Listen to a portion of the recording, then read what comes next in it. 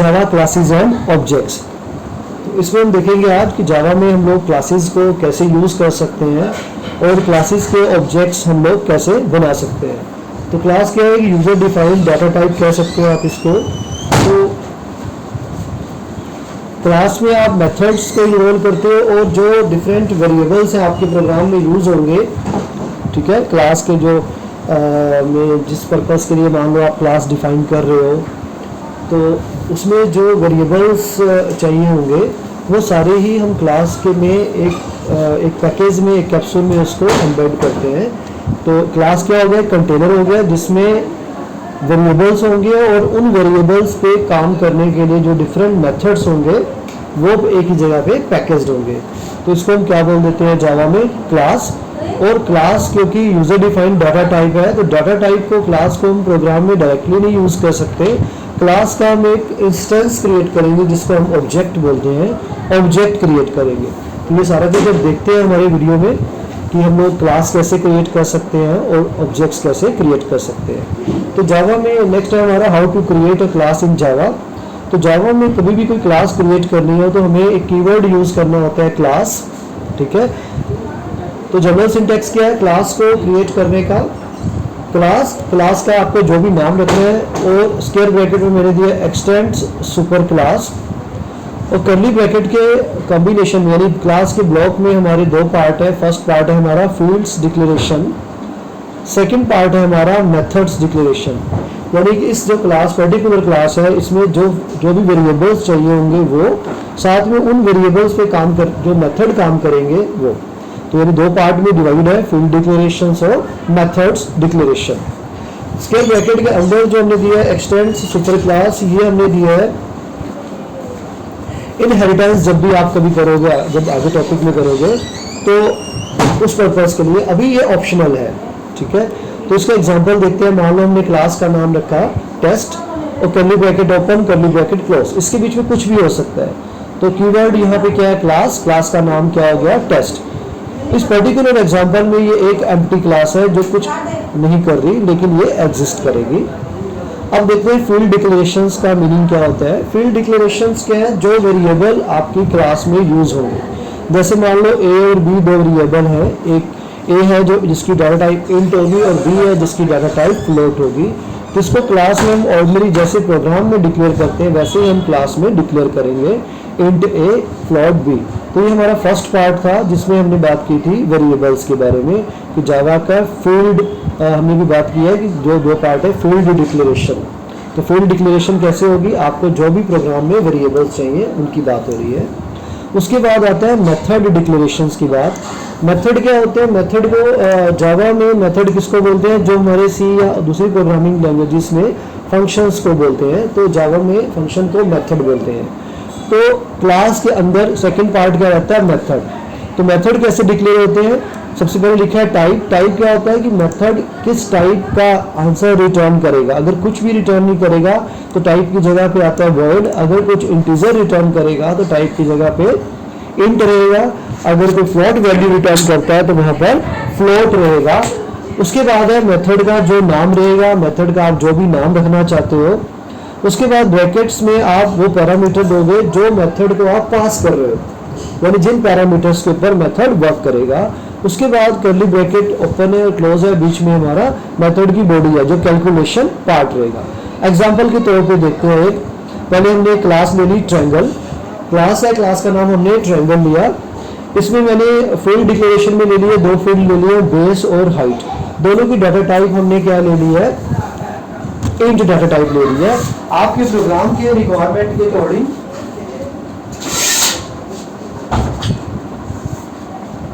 आप जो भी वेरिएबल्स हो आप यूज कर सकते हो। इस पर्टिकुलर एग्जांपल में हमने लिया है बेसिकली एरिया ऑफ ट्रायंगल के लिए मैंने ये शुरू किया है। तो इंट, बेस और हाइट मैंने दो वेरिएबल ले लिए।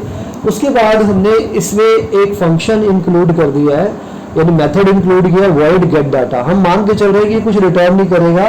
गेट डाटा एक फंक्शन का नाम लिखा है जो डाटा को रीड करेगा। गेट डाटा को हमने दो पैरामीटर दिए, इंट ए कॉमा इंट बी, यानी कि दो पैरामीटर्स रहेंगे। पहला पैरामीटर भी इंटीजर रहेगा और दूसरा पैरामीटर भी इंटीजर रहेगा।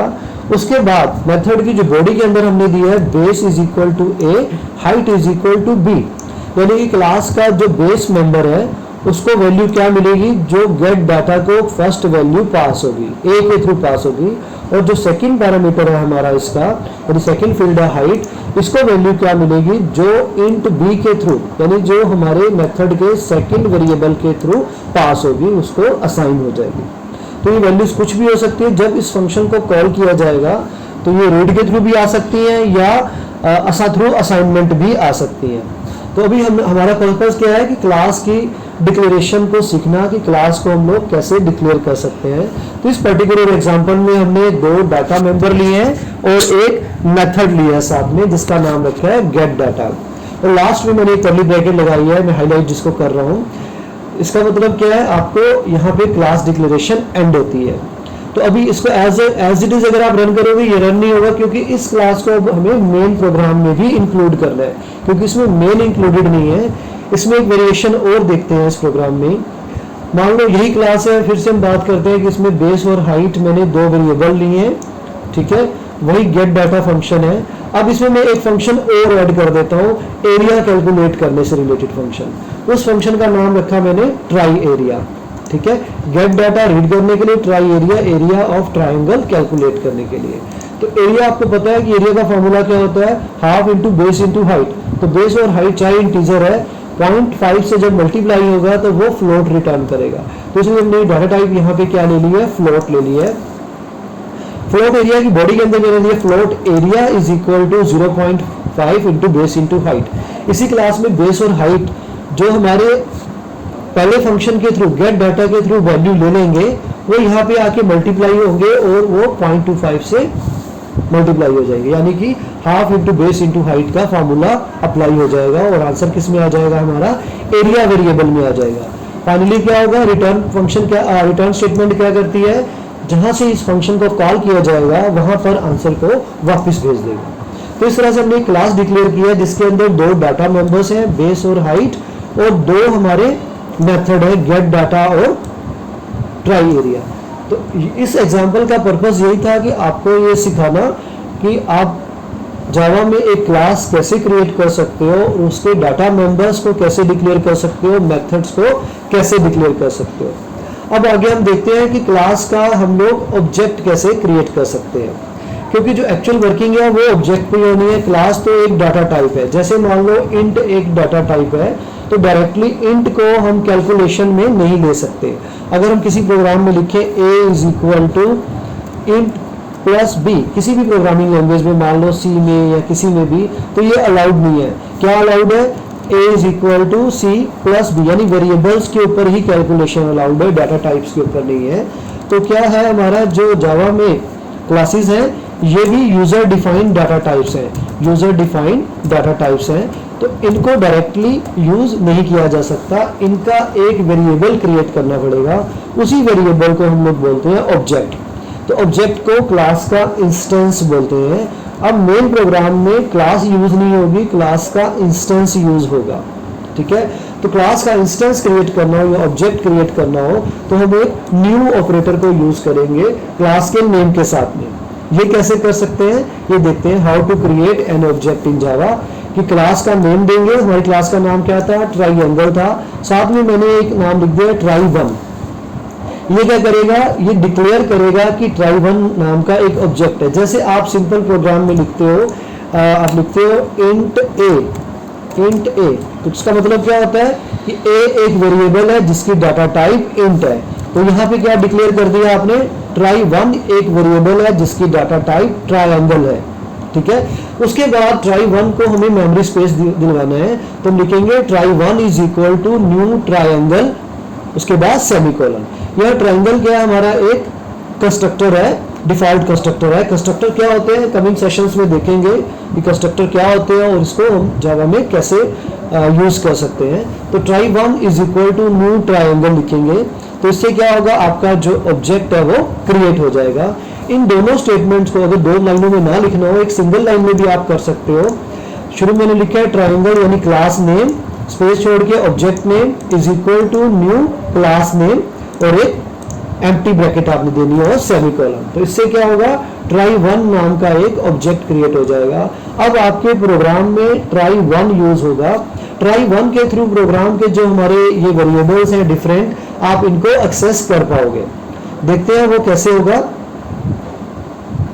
तो हाउ टू, नेक्स्ट टॉपिक यही है, how to access class member. Class के मेंबर्स को कैसे यूज करते हैं, कैसे प्रोग्राम में यूज कर सकते हैं। तो आपको क्या लिखना है, ऑब्जेक्ट नेम डॉट वेरी, अगर मान लो वेरिएबल्स को आपको यूज करना है मेन प्रोग्राम में, तो object name dot variable name.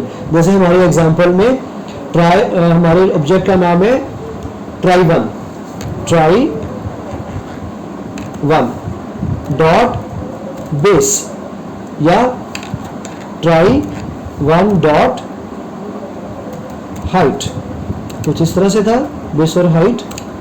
ठीक है, तो इस तरह से आप अगर वेरिएबल्स यूज करने हो तो object name dot variable name, आगे जहां पे जो भी कैलकुलेशन आपको करनी है। उसके बाद अगर मेथड को कॉल करना है तो object name dot method name, जैसे, और साथ में ब्रैकेट में पैरामीटर लिस्ट। जैसे हमारे मेथड का नाम था ट्राई एरिया, तो आपने लिखा try1 डॉट ट्राई एरिया। आगे आपने हमारे मेथड में वेरिएबल पास नहीं हो रहे थे तो इसको ब्लैंक देना है, अगर वहां वेरिएबल होते तो यहाँ हमें वैल्यूज पास करनी पड़ती। तो ये हमारा try1 डॉट ट्राई एरिया क्या करेगा, आपके जो ट्राइंगल क्लास है उसके ट्राई एरिया मेथड को कॉल कर देगा। अब उसी प्रोग्राम को अब कंप्लीट देखते हैं हम जावा में कि प्रोग्राम क्या है, write a program to calculate area of a triangle using classes in Java. तो इस प्रोग्राम की ये स्टेटमेंट बनेगी। क्लास मैंने वही लिया जो थोड़ी देर पहले हमने देखी थी। क्लास का नाम मैंने अलग कॉलिंग स्कीम यूज कर दिया ताकि थोड़ा क्लियर हो जाए। तो क्लास का नाम हमने क्या लिया है, ट्राइंगल लिया है। तो क्लास का नाम है ट्राइंगल, इसमें दो वेरिएबल लिए हैं, बेस और हाइट। ठीक है, ये इसके डाटा मेंबर्स हैं। दो फंक्शंस लिए हैं, गेट डाटा। गेट डाटा क्या करता है, बेस और हाइट को रीड करेगा, यानी कि गेट डाटा को जब आप कॉल करोगे जो वैल्यू पास होंगी वो बेस और हाइट को असाइन हो जाएंगी। उसके बाद नेक्स्ट मेथड है हमारा ट्राई एरिया। ट्राई एरिया क्या करेगा, हमने इसमें लॉजिक लगाया है एरिया ऑफ ट्राइंगल को कैलकुलेट करने का, और आंसर फाइनली रिटर्न होगा मेन प्रोग्राम में, जहां पे ऑब्जेक्ट के थ्रू आप इस फंक्शन को, इस मेथड को कॉल करोगे। तो इस ब्रैकेट तक जहां पे कर्सर ब्लिंक कर रहा है आपकी क्लास डेफिनेशन कंप्लीट हो जाती है। अगर आप इतना ही करोगे, इसको रन करोगे, तो ये रन नहीं होगा, क्योंकि इसको मेन प्रोग्राम में जाके यूज करना पड़ेगा और इस क्लास का ऑब्जेक्ट क्रिएट करना पड़ेगा। तो हम क्या करते हैं, मेन प्रोग्राम शुरू करते हैं। क्लास टेस्ट, मैंने मेन प्रोग्राम में क्लास का नाम क्या लिया है, टेस्ट। यह टेस्ट और ट्राइंगल का पर्पज अलग अलग है। ये मेन क्लास की का नाम है, और ये हमारी जो हमने ट्राइंगल क्लास डिफाइन की है एरिया ऑफ ट्राइंगल के लिए, ये वो क्लास है। अब मेन प्रोग्राम में जाते हैं। मेन प्रोग्राम में आप कर्ली ब्रैकेट के बाहर लिखते ही हो मेन फंक्शन है, यहाँ से आपका एग्जीक्यूशन शुरू होता है। उसके बाद मैंने एक वेरिएबल ले लिया इंट एरिया 1, तो हम इंट की जगह पे यहाँ पे क्या ले लेंगे, फ्लोट एरिया 1, ये आंसर कैलकुलेट करने के लिए। अब नेक्स्ट लाइन में देखो क्या लिखा है मैंने, ट्राइंगल का ऑब्जेक्ट क्रिएट किया, triangle try1 is equal to new triangle. इससे क्या होगा, ट्राइंगल क्लास का try1 नाम का ऑब्जेक्ट क्रिएट होगा। अब इस try1 के इसको यूज करके ही आपके क्लास के जो मेथड्स हैं वो इन्वोक होंगे। तो मैंने नेक्स्ट लाइन में लिखा है try1 डॉट गेट डाटा, और मैंने वैल्यू पास किया 5,10। तो आपके जो गेट डाटा में जो फर्स्ट वैल्यू पास होगी वो 5 पास होगी, और सेकंड वैल्यू क्या पास होगी, 10। तो हम ये ऊपर देखते हैं, तो ए क्या वैल्यू, ए के थ्रू वैल्यू पास होगी 5 और बी के थ्रू वैल्यू पास होगी 10। तो यहाँ बेस क्या वैल्यू लेगा 5 और हाइट क्या वैल्यू लेगा 10 लेगा। तो हमारे क्लास के, हमारे ऑब्जेक्ट के अंदर हमारे वेरिएबल्स वैल्यू ले चुके हैं जैसे ही हमने गेट डाटा फंक्शन को कॉल किया। उसके बाद हमने लिखा area 1 is equal to try dot try area. अब ये क्या करेगा, try1 डॉट ट्राई एरिया क्या करेगा, फंक्शन कॉल होगा और कैलकुलेशन होगी। कैलकुलेशन क्या होगी, एरिया ऑफ ट्राइंगल कैलकुलेट होगा और आंसर रिटर्न आएगा। कहां पर, एरिया 1 में आंसर रिटर्न होकर आ जाएगा। फाइनल आंसर हमारा एरिया 1 में आ गया, और एरिया 1 को हमने system dot out dot println से प्रिंट कर दिया। तो ये था हमारा, हम जावा में क्लासेस कैसे क्रिएट कर सकते हैं, ऑब्जेक्ट्स कैसे क्रिएट कर सकते हैं, और सिंपल प्रोग्राम्स है जो हमने एक ट्रायंगल प्रोग्राम के थ्रू ये देखा है कि हम जावा में डिफरेंट जो प्रोग्राम्स हैं यूजिंग क्लासेस कैसे क्रिएट कर सकते हैं।